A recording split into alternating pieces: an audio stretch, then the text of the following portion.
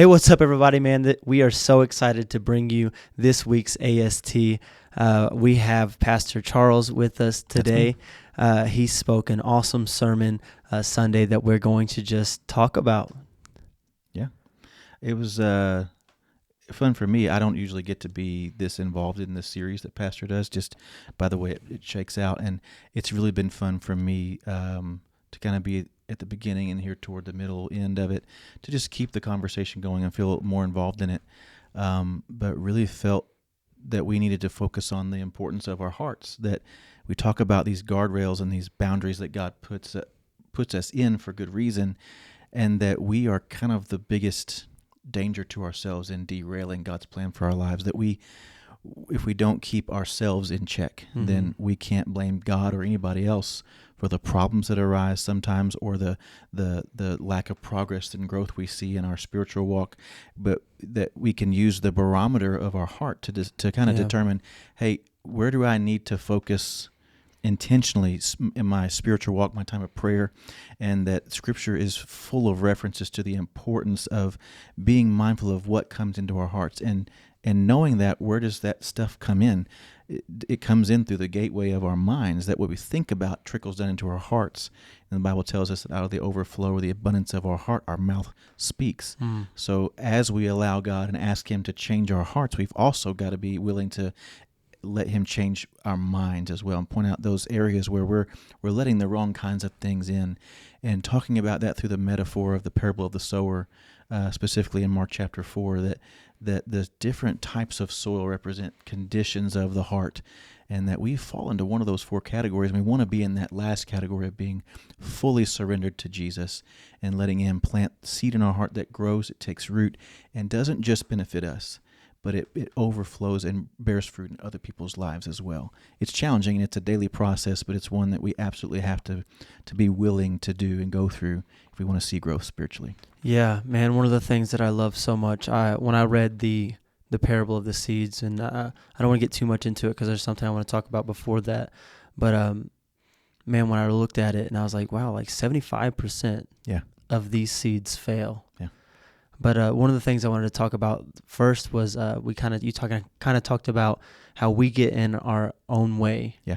And we kind of self-destruct without even knowing, like subconsciously self-destruct. Yeah. A lot of times, I really, truly believe we give the devil too much credit sometimes, because most of the time it's me, because there's not a spirit of distraction.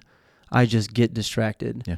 And I loosen my grip on a couple of things, and I compromise here and there, and all of a sudden, now we have a landslide. It's a slippery slope of the difference between, it's literally night and day. And so I really liked what you said about, when we don't take the time and we don't take the precautions, it's so easy to begin to stray a little further, and then suddenly, all of a sudden, you look around and you're like, where am I? Like, well, and it's the old radio or TV ad. I don't know exactly what the origin of it, but I remember, somebody saying, "I can't believe I ate the whole thing," and the old adage of "the devil made me do it" is where it comes from. That, but in reality, James is the one that tells us that in our hearts, that man is led away by his own sinful desires. That as much as we want to blame God, God is not the tempter, James says. And you said it. We want to give the devil all that responsibility and say, if he didn't tempt me so much. The reality is Satan is merely highlighting what's already in our hearts. Yeah. And that we have to either surrender our hearts to God, or they are exposed to the enemy. And we can't be anywhere in between. We're either one or the other. And that's a really hard line to walk sometimes. Yeah. And a lot of times people don't decide. And I'm reminded of a parable. I don't remember who said it, but I think another pastor was talking about it. He's like, imagine you're walking on top of this fence, and you're kind of tottering, and God's on one side, and He's done everything that He's done for you, and then the devil's on the other side, and they're both kind of pulling at you, you're trying to like balance your beam on this way, this thing that we call life, and at some point, both of them walk away, and He's like, what do you think you're going to end up at? And he calls it, which he says it a whole lot better than I just did, but he said at the end of the day, God leaves, the devil leaves. Yeah. And guess where you're stuck? The devil knows he won. Yeah. Because you never decided. That's all it takes. And the guardrails help us decide. But also, you also see this with the Pharisees as well. Mm-hmm. Sometimes the guardrails become too much. Yeah. And you have too many guardrails, and you put too many things on top of God's commands. And so it's just like, I really like what you said at the end of your message. You were like, it comes down to, I just hear David, search my heart, O Lord. Psalm 139. And know me. Yeah. Because if you allow him to search your heart, he can then start to highlight certain things and, okay, this is a little too much. You can go a little further here, but like, here's the boundary. And then sometimes we fall short of the boundary, but sometimes we've gone over the boundary as well. Well, with the religious leaders, the Pharisees, they were so legalistic. They put the guardrails and the boundaries where they weren't ever intended to be. Yep. It became more about staying on that narrow path that was much more narrow than God ever intended for it to be. And Jesus even accused them. You've made them, these people that are following you, twice the son of hell that you ever thought about being. Mm-hmm. You want to say you're sons and children of Abraham, but in reality, you missed the whole point. Yeah. We have to allow him to lead us and allow him to show us not just where the guardrails are, but why they're there, which is why the heart is so important. Yeah. And that's why the heart of David, search me, try me, test me, and know me, so that you can lead me in the way everlasting. Yeah. That's what it all comes down to. And I really like how you brought out the 4 conditions of your heart in the parable of the seed sower. But because when I looked at it, I never really looked at it. I kind of looked at it as okay, what kind of ground am I? Sure. But it really does just come down to the position of each person's heart. Sure. And you had 4 types of hearts. You had a distracted heart. Mm-hmm. You had an hard heart, immature, distracted, surrendered. That's right. I forgot. And the to be hard fair, heart. that's I opened the message by talking about, I got that from my stepdad. He's, like I said, one of my favorite preachers, but he walked through that, and I'd studied the parable of the sower before, and I'd heard it preached. It was just a really encouraging reminder. It was a challenging reminder to say, hey, I couldn't tell you the last time up until him sharing that I thought, okay, God, what type of soil, what is the condition of my heart? And that's really the genesis of that message we talked about yesterday. Was it started in me, honestly. Yeah. And I felt like it fit right in line with what Pastor's been leading us through in this series all along. Yeah. I find myself often, I repeat the words of David quite frequently, search my heart, O Lord, know me. But oftentimes sometimes I'm all 4. Just ask me on a specific day, on a specific topic, Sure. and it depends on the condition of my heart. It kind of falters through the way. I would say most of the time, I'm a surrendered heart, but there's times that my heart is hard. Yeah. There's times that my heart is distracted, and there's times that I just simply have an immature heart.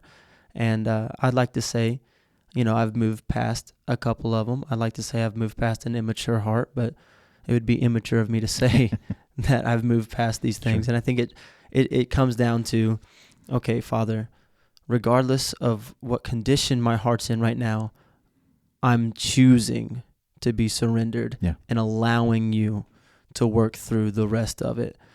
Yeah. And one thing that I didn't really get to a whole lot in the message, it was in my notes, and I intended to say it, but I thought about it since then. A good indicator for me of where my heart is, like we talked about, the importance of our minds. If I'm riding in the car with my wife and Summer asks me the question of, hey, what are you thinking right now? Sometimes as a man, the answer is legitimately nothing, which really stresses her out. Yeah. She doesn't get that. That doesn't make sense to her. But if I had been thinking something, and obviously I want to be honest with her, she asked me a question, I want to give her the honest answer. If I have to pause and try to think, how can I say this and explain it in a way that makes it sound better than it really was? Right. That tells me my mind is hanging out in places it doesn't need to be. Yeah. And that's where that Philippians 4 that we talked about, 4:4-9, comes into play. That is it pure? Is it lovely? Is it excellent, praiseworthy? All those things that Paul lists. If it's not one of those things, odds are I'm letting my mind float around places that are dangerous. Yeah. And when we put it in that context, it helps me remember the importance of it. I can't take any thought that passes through my mind lightly, because it's going to take root somewhere and it's going to get to my heart. And the people around me that are closest to me are going to see that. They're going to hear it as it comes out of my mouth and plays out in my decisions and actions. Absolutely. And so you used the word intentional earlier. It has to be a daily intentional act of surrendering our hearts and minds to the Lord so that we can make sure we're staying within those guardrails. When I've read 100 times, I thought about Romans 12, don't be conformed by this world, but instead let God transform you. And one of the ways that I've made a point to allow God to do that was focusing on Philippians. Yeah. Okay, what am I thinking about?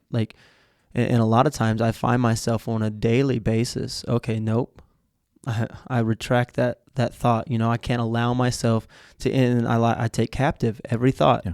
Every thought that does not meet those requirements, I take captive on a daily basis. Yeah. I take those because I can't allow them to float around, because they do. They grow. They're not harmless. Yeah. There's life and death. Sure. I think it's Proverbs. The way a man thinks, so he'll be. Yeah. And so what am I thinking about? And a lot of times, us as men, we don't vocalize what we're thinking about, because we're either preoccupied and we're just thinking already, but then at the same time, a lot of times I don't know how to articulate my thoughts, because I'm like, man, if I say this right now, she's gonna be like, she's gonna think crazy. Yeah. But I thought it was so good. I think it's such a great reminder. Yeah. So if I had to ask you one question, what is something tangible that we can do right now to begin to allow ourselves to be put in a position that keeps us at a surrendered heart? Yeah. And you kind of touched on it a little bit there at the last, where you're talking about, as a man, I'm not always as articulate with my feelings. Mm-hmm. When you talk about feelings, whether it's man or woman, sometimes you get a little defensive because it can be so tricky to put it into words, but that's not where it starts. And so I think if we go back to step one and say, okay, what about my mind? It's easier for me to explain a little bit what I'm thinking before it is easier to explain what I'm feeling. Mm-hmm. And so, again, taking this all to the Lord, we can't rely on our own willpower and strength. We have to be completely surrendered to Him and say, God, can you identify, and obviously He can, we just have to give Him the opportunity, what's one or two areas or topics or influences that are coming into my mind? And being willing to sit in that moment and listen to the still small voice of the Spirit. It could be a TV show or a movie. That sounds cliche or like a youth group answer, but it's the truth. Yeah. What we allow to influence, what comes into our ears, into our eyes, it goes into our minds, and we're going to think about it. It could be a conversation that you have every Monday morning when you walk into work with that same coworker, and the things they're going to tell you about that they did over the weekend. They may not know it, but it's influencing your heart because it's coming into your mind. God, what's that one or two areas of my life where I'm more prone to temptation or weakness?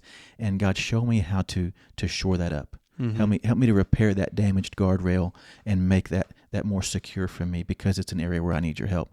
If we try to tackle the whole thing at once and say, God, I'm just overwhelmed, my mind's a mess, my heart's a mess, give Him the opportunity over time to gradually put us right back where we need to be. Because like you said earlier, it doesn't happen overnight. Yep. We just look up and all of a sudden a series of decisions or indecisions has led us where we are, and a series of surrendered decisions. Yep. And allowing God to actively lead us back where we need to go. That it'll take some time, but He can do it. Yeah, I'm reminded of Jesus' words. He says, it's not what goes into your mouth that defiles you, but what flows out of your mouth, because that's where your heart is speaking. And so, hey, I hope you are encouraged by this week's AST. We are so grateful to bring this to you. We're excited. We hope you have a great week, and we hope to see you back here. That's right. We have Wednesday night. Yeah. Family night. Pastor Dwight's smoking some chicken. That's right. That's going to be great. And some mac and cheese. And some mac and cheese. Some mac and cheese. Ugh. Love me some mac and cheese. And then we also have Sunday mornings and Sunday nights right now. We have 40 Below. 40 Below. We launched it last night, and we had 10 people show up. We're hoping to double that this next week. Yeah, so and we're having dessert. If you're 40 below, hey, that class is for you. But no, we hope you have a great rest of your week, and we hope to see you soon.